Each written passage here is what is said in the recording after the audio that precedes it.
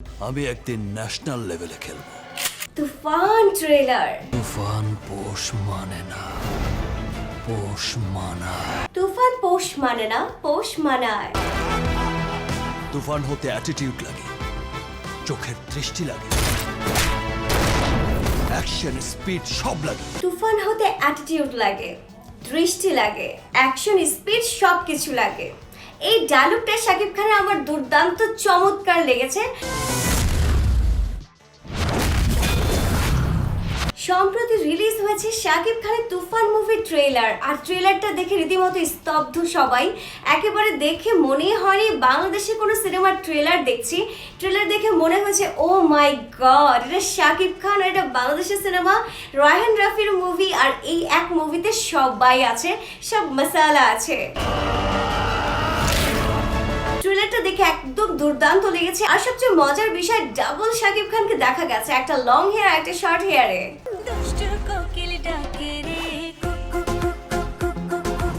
But দুই শাকিব খানকে আমরা দেখেছি হচ্ছে অ্যাকশন মোডে, পুরো যেন একটা গ্যাংস্টারের কাহিনী। আর এই ট্রেলারে এক একটা ডায়লগ ছিল অসাধারণ।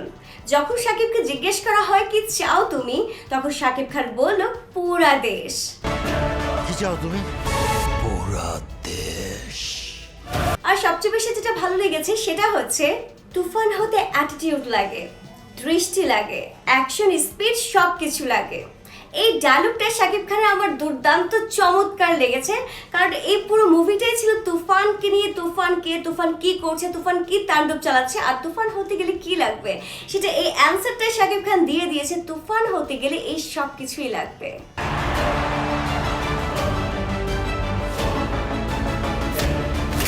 আর শাকিব খানের আর একটা ডায়লগ ছিল, আমি একদিন ন্যাশনাল লেভেলে খেলবো। তুফানের এই পুরো ট্রেলারটাতে একেবারে ডায়লগ মুখর ছিল। কেউ না কেউ ডায়লগ দিচ্ছে, হয় শাকিব খান, না হলে মিশা সওদাগর, না হলে অন্য কেউ, চঞ্চল চৌধুরী বা আরো অনেকেই আছে। সেখানে আমরা পুরো ট্রেলারটাতে দেখতে পেয়েছি মিমি চক্রবর্তী ছিল এবং আরো একটা গান ছিল দুষ্টু। এবং নাবিলাকে কোথাও দেখতে না পাওয়া গেলেও ট্রেলারে দেখতে পাওয়া গেছে নাবিলাকে, সেখানে তার ডায়লগও ছিল। কিন্তু সবচেয়ে বেশি অবাক হয়েছি শাকিব খানের দুইটা লুক দেখে। একটা হচ্ছে তার গ্যাংস্টার লুক, যেখানে তিনি খুবই একেবারে অ্যাকশন মোডে ছিলেন, এবং আরেকটা দেখতে পেলাম তার শর্ট হেয়ারে, যেখানে সে খুবই লাইক অ্যাকশন তো ছিলই সেখানে, বাট খুব নর্মাল ছিল লাইফ।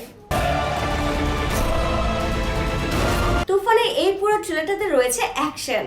আর ট্রেলারটা দেখে মনেই হয়েছে এটা কোনো তামিল ছবি আমি দেখছি, যেখানে লম্বা চুল এবং স্যুট বুট পরা, অ্যাকশন মোড, একটা ঢিসুম ঢিসুম করছে সবার সাথে, অসাধারণ জাস্ট। আমরা সবসময় তামিল ছবি কেন পছন্দ করি? অন্যরকম একটা কাহিনী থাকে, অ্যাকশন থাকে, সব কিছু থাকে, এবং সবচেয়ে মজার বিষয় সিনারিওগুলো সবচেয়ে দুর্দান্ত থাকে।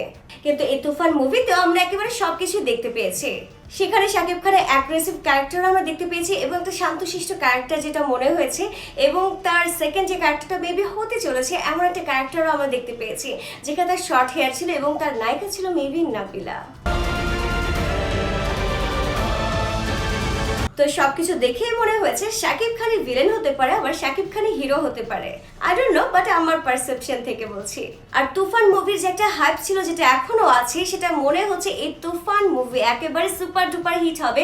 কারণ হিট হওয়ারই কথা, যেখানে শাকিব খান রয়েছে, রায়হান রাফি রয়েছে, চঞ্চল চৌধুরী রয়েছে, আরো অনেক অনেক গুণী অভিনেতা রয়েছে। এবং তুফান মুভির এই কাহিনীটার জন্য তুফান মুভিটা অনেক অনেক বেশি হিট হবে। আর 90s একটা ভাইব রয়েছে মুভিতে, যেটা দুর্দান্ত ছিল সবকিছু। 90s এর কার, 90s এর স্যুট বুট, 90s এর লুক, সবকিছু ছিল চমৎকার। আর সেখানে শাকিব খানের এক একটা ডায়লগ ছিল অসাধারণ। শাকিব খানের নামটাই কি তুফান থাকে? মনে হচ্ছে হ্যাঁ, অবশ্যই শাকিব খানের নাম মনে হয় তুফানই থাকে। আমি একদিন ন্যাশনাল লেভেলে খেলবো। তো ডিয়ার ভিউয়ার্স, শাকিব খানের এই তুফান মুভির ট্রেলারটা আপনার কেমন লাগলো অবশ্যই তা কমেন্টস করে জানাবেন। আর ভিডিওটি ভালো লেগে থাকলে লাইক, কমেন্টস আর শেয়ার করতে ভুলবেন না। বাই।